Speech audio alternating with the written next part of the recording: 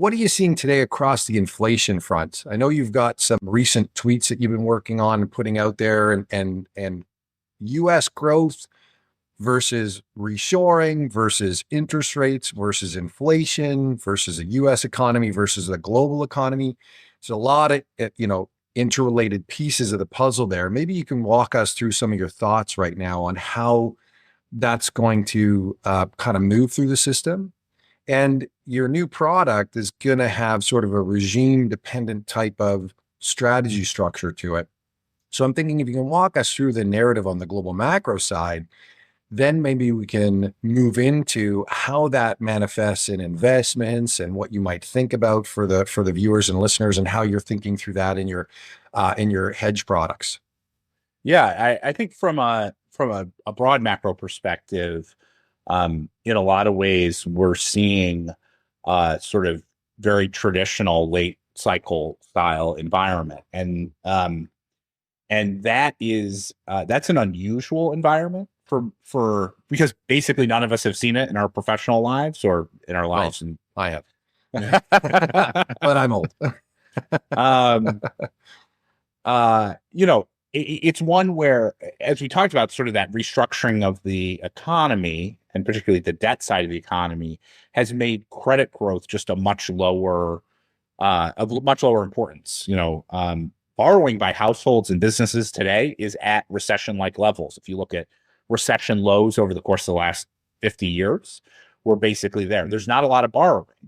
And instead, what we're seeing is predominantly an expansion over the course of the last 2.5 years that has been income driven. And an income driven expansion, in a lot of ways, is sort of like the most classic expansions that exist in the world, in the sense of, if I earn a certain amount of income and I spend that income, that becomes, my spending becomes someone else's income, and they take that income and they spend it. Right. And that is a very sustainable dynamic, because unlike borrowing driven expansions, there's no buildup of unsustainable conditions, right? If we just are all spending out of our income, there's nothing going on, right? Our balance sheets are the same, and we get that GDP effect. I think that's sort of the underlying driver of this economy, and that's quite a durable expansionary dynamic. What's happened is that has led to a level of nominal spending that's too high relative to the productive capacity of the U.S. economy, led to inflation that's elevated relative to the Fed's mandate. Obviously come down, but still is elevated relative to the Fed's mandate. And as is classic, central bank tightened a lot in order to respond to that, try and get the economy to slow down.